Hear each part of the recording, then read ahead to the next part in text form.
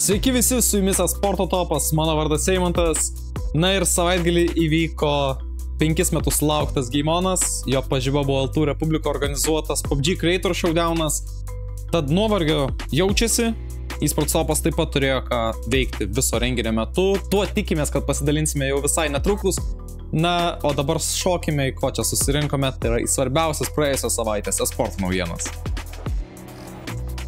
Counter-Strike'o pasaulis pagaliau buvo šiek tiek ramesnis.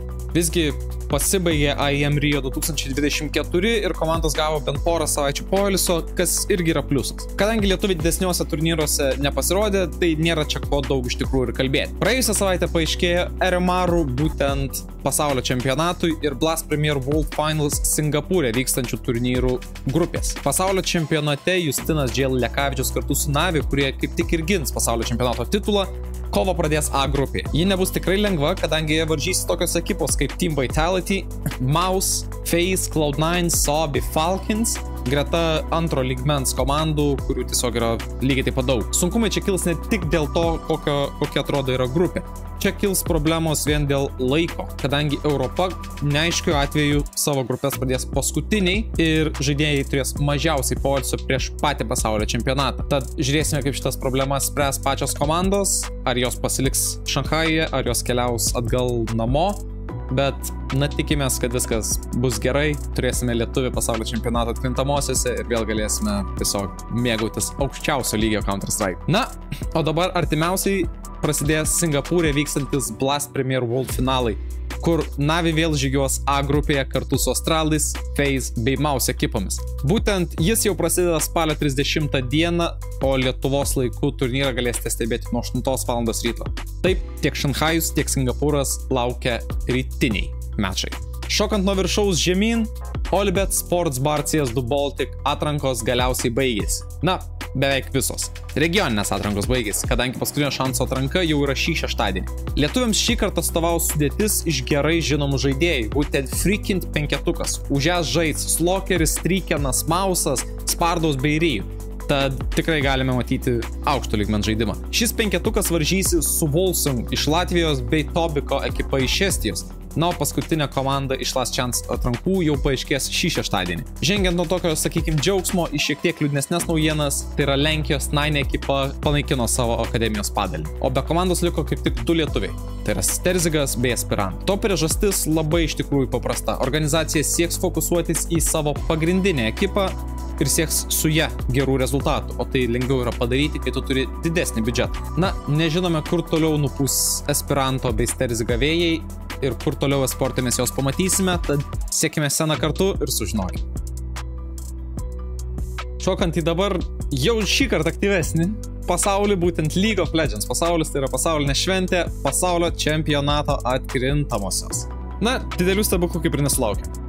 Weibo Gaming 3-1 rezultatų palaužė, LNG eSports, Hanwha Life identiškų 3-1 rezultatų krito prieš Bilibili Gaming ir būtent šios dvi poros jau spalio 26 dieną, šeštadienį, susitinka pusfinalėse.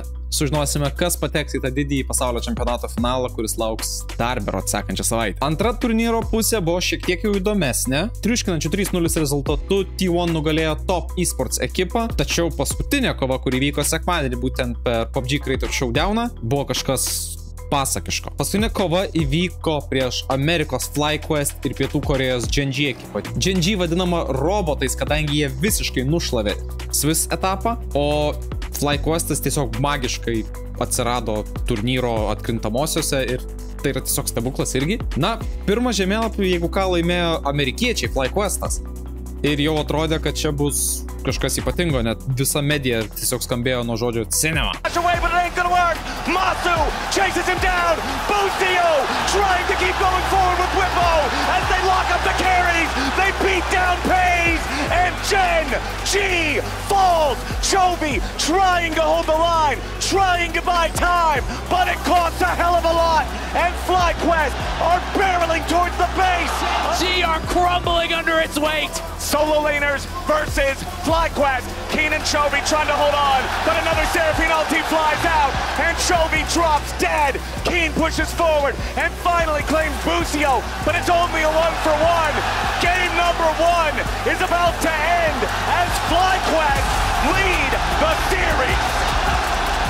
Na, antrąjį žemėlapį pasiėmė Gen.G, trečiąjį pasiėmė vėl FlyQuestas, ketvirtąjį pasiėmė Gen.G ir mes jau sėdime ant penktojo žemėlapio. Per visą atkrintamojo etapą pirmą kartą turėjome visus 5 žemėlapius. Na, per ilgai lauktą penktąjį žemėlapį paaiškėjo viskas. Gen.G nugalėjo FlyQuestą ir jau spalio 27 dieną sekmadienį stos į kovą su T1 būtent pasaulio čempionato pusfinaliuose. Grįžkime truputį į europinį lygį. Na, čia dar kažkokių didelių kovų nevyko. Būtent šią savaitę, kada filmuoju, ruošiamės laukti Coupe de France rezultatų, tad kitoje jau būtent e-sporto savaitės laidoje sužinosime, kaip ten sekėsi lietuviui Eckui. Na, bet norėčiau jūs dabar visus pakviesti į praėjusią savaitę paskelbtą mano rašytą ekskliuzyvinį interviu su Linu Lincas Naučiku, kuris LEC lygoje atstovauja Team Vitality ekipą. Straipsnį rasite komentaruose. Valorante dabar yra poilsio metas.